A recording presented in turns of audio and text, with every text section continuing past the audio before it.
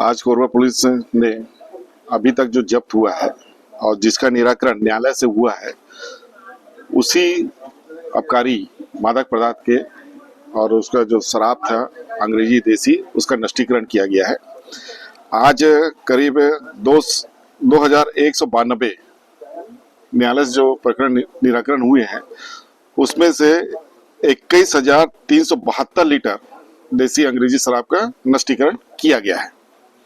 इसी तरह पूर्व में इसमें है, जैसे 16,414 लीटर है महुआ शराब है, 3,415 देसी शराब है, 1,543 लीटर अंग्रेजी शराब है और 236 बियर की बोतल है।